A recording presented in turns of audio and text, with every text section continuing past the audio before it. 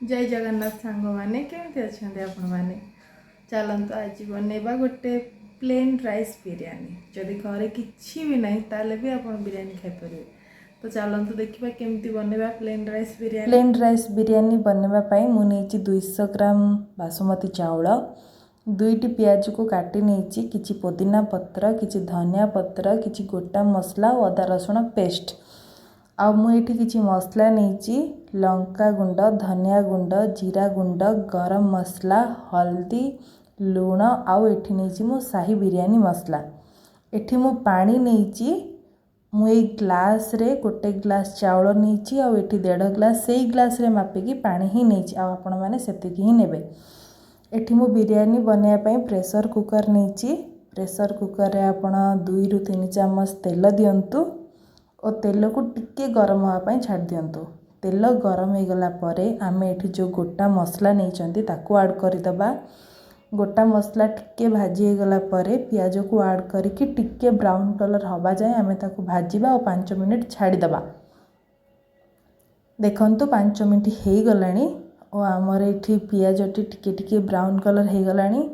एबे आमे जो रखिथिले अदा रसुण पेस्ट ताकू ऐड करदबा। ताकू पकईकि आम 2 ରୁ 3 मिनिट पर्यंत भल भाव में भाजीदबा नहले मसला गंधटी रही भल लगे। देखंतु 2 ରୁ 3 मिनिट हो गलानी। एथिरे आमे ऐड करवा मसला लुण दबा हलदी धनिया गुंड जीरा गुंड गरम मसला लंका गुंड जी राग खाइब से ऐड करिवो और तापर नोचेटी शाही बिरयानी मसला गोटे बड़ चामच देकी ताकू आमे भल भाव में मसला को भाजी दबा। मसला टिके सुखा लगुच जदि आपण मैंने 2 कप हाफ कप पानी यूज करि परिबे कारण मसला सुखी गले पोड़ी जाए।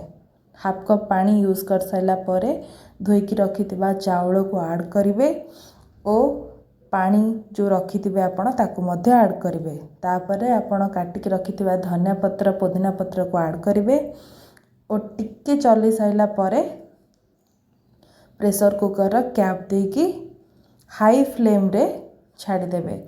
मने रखंतु हाई फ्लेम रे 2टा सीटी मीडियम फ्लेम रे गोटे सीटी आउ थरे कहि दोची हाई फ्लेम रे 2टा सीटी मीडियम फ्लेम रे गोटे सीटी देबे।